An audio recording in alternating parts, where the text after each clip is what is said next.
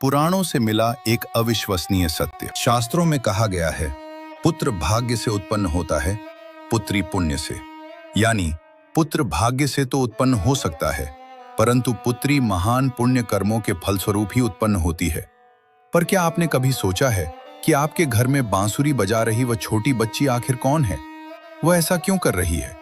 क्या उन्होंने आपका घर चुना? एक पिता के जीवन में पुत्री मात्र एक संतान नहीं होती, वह एक अलौकिक रहस्य होती है। समाज में यह सर्वमान्य धारणा है कि पुत्री ही आने वाली पीढ़ी की संपत्ति होती है, परंतु पुराण कुछ और ही कहते हैं। पुत्री वह शक्ति है जो पिता के वंश के 7 कुलों को बचा सकती। आज की लंबी और गहन चर्चा में हम एक बेटी के रूप में जानेंगे, पिता के जीवन में वास्तव में कौन आता है। ऋषियों ने पुत्री को लक्ष्मी से भी अधिक स्थान क्यों दिया? अंत तक वीडियो देखें, क्योंकि अंत में गरुड़ पुराण से संबंधित जानकारी दी गई है। इससे आपकी बेटी के प्रति आपका नजरिया हमेशा के लिए बदल जाएगा। सनातन धर्म में ऋणानुबंध एक बहुत ही शक्तिशाली शब्द है। हम इस संसार में किसी से भी यूं ही नहीं मिलते। शास्त्रों में कहा गया है कि जब कोई आत्मा पुत्री के रूप में पिता के घर में प्रवेश करती है, जब ऐसा होता है तो इसके पीछे 3 मुख्य कारण हो सकते हैं। सद्गुण का पुरस्कार। यदि एक पिता पिछले जन्म में वह बहुत ही परोपकारी और दयालु थे, लेकिन एक उच्च कोटि की पवित्र आत्मा उनकी सेवा करने के लिए बेटी बनकर उनके घर आई। अपूर्ण प्रेम। कभी कभी पिछले जन्म का कोई प्रियजन होता है जिससे आत्मा का जुड़ाव होता है। यह गहरा प्यार था। वो एक बेटी के रूप में उस प्यार को पूरा करने के लिए वापस लौटी। वंश मोक्ष। पद्म पुराण के अनुसार यदि किसी वंश के पूर्वज मोक्ष की प्रतीक्षा कर रहे हों, यदि ऐसा है तो उस वंश में एक आत्मा पुत्री के रूप में आती है जिसका सद्गुण 21 पीढ़ियों को नरक से मुक्ति दिलाता है। हम में से कई लोग सोचते हैं कि बेटी का मतलब खर्चा होता है, लेकिन धर्म ग्रंथ कहते हैं कि घर में बेटी का आगमन आपके बैंक बैलेंस पर नहीं, बल्कि आपके परिवार पर पड़ता है। सद्गुण संतुलन बढ़ रहा है। पुत्री की महिमा को समझने के लिए हमें हिमालय के राजा और माता पार्वती की कहानी देखनी होगी। हिमालय के राजा पर्वतों के स्वामी थे, लेकिन उनके हृदय में शांति नहीं थी। वे ब्रह्मांड की माता को अपनी पुत्री बनाना चाहते थे। उनके कठोर नियम कायदों ने उन्हें और भी अधिक दृढ़ बना दिया। उनकी तपस्या से प्रसन्न होकर देवी पार्वती का जन्म उनके घर में हुआ। हिमालय राज जानता था कि उसकी बेटी साधारण नहीं थी। जब वह पार्वती का विवाह शिव से करा रहे थे, तब उनके आंसुओं से पूरा ब्रह्मांड द्रवित हो गया था। यह कांप रहा था। पुराणों में इस पुत्री की विदाई का वर्णन है। इसे दुनिया का सबसे कठिन काम कहा गया है। क्यों? क्योंकि पिता जानता था कि वह सिर्फ अपनी बेटी को ही नहीं, बल्कि अपने भाग्य या भाग्य लक्ष्मी को भी अपने घर से विदा कर रहा है। एक पिता जो अपनी बेटी का सम्मान पूर्वक पालन पोषण करता है और उसे सक्षम हाथों में सौंपता है, वह ब्रह्मलोक में स्थान प्राप्त करे। यह पुत्री का उपहार है। हमारे समाज में एक बहुत ही गलत धारणा प्रचलित है, बेटी दूसरों की संपत्ति होती है। लेकिन ब्रह्मवैवर्त पुराण इस विचार का खंडन करता है। यह कहता है कि बेटी पिता की संपत्ति होती है। धर्मफल। रक्षक।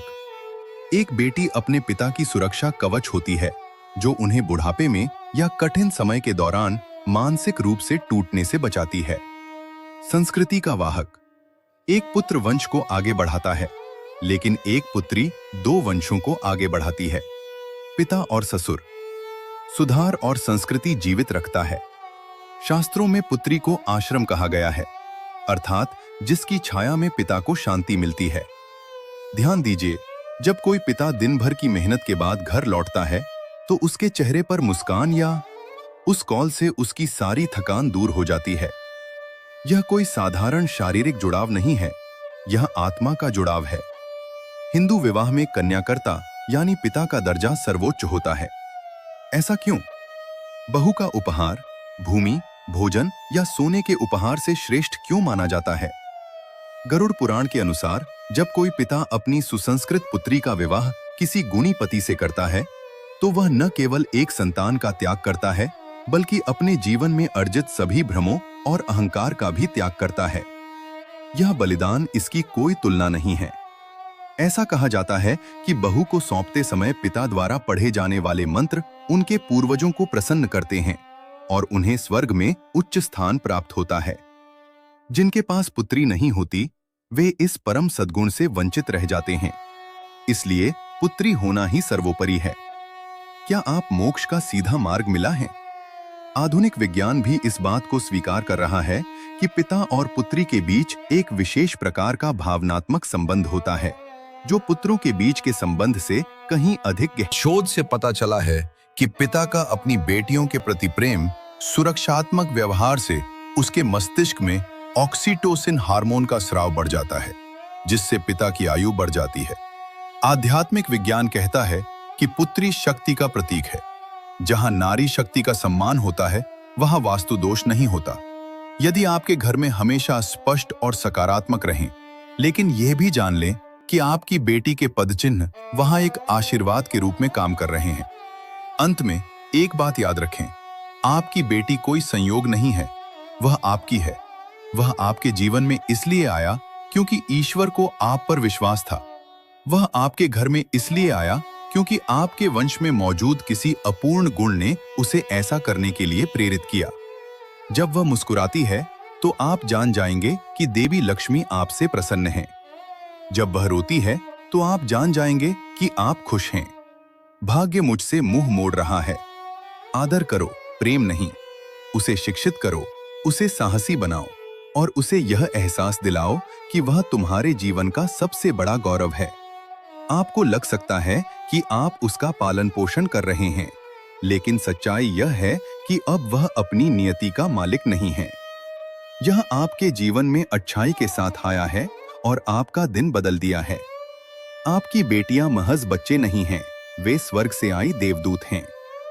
दोस्तों, आपके जीवन में आपकी बेटी की क्या भूमिका है? क्या आपने कभी महसूस किया है कि उसके आने के बाद आपकी किस्मत बदल गई है? आप हमें कमेंट्स में अपने अनुभव के बारे में बता सकते हैं।